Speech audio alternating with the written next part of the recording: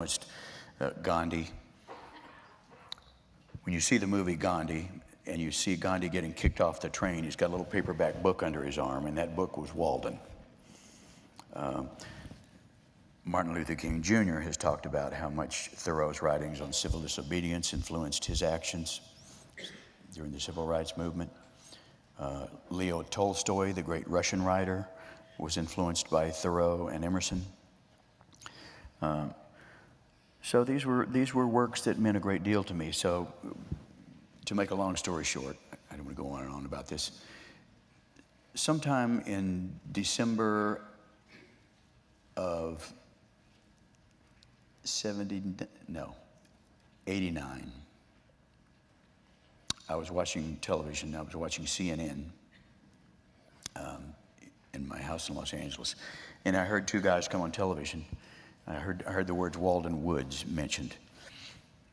You all know where Walden is. It's up in Concord, Massachusetts. It's by the pond, visited by 600,000 people a year from all over the world.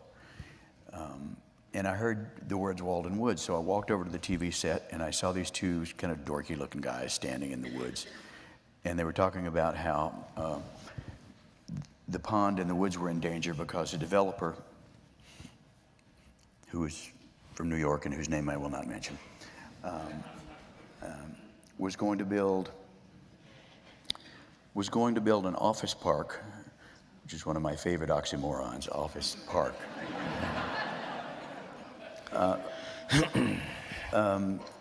Only a few hundred yards from the pond on a historic portion of Walden Woods. So I walked near the television set. I got their names. Next day I called directory assistants, found one of them, called him up, talked to him, and said, I'd like to come up and help you save this piece of land that you're trying to save. He didn't know who I was from Adam, which was fine with me, actually, which was a good thing. So I ended up flying up there in March of 1990. And this fellow, who was a local scholar, I flew up there with a couple of my good friends, Betsy Kenny-Lack and Danny Goldberg, two of the smartest people I know, and they went with me. And we had what I would term a very frosty tour of Walden Woods. It was March. There was ice all over the ground.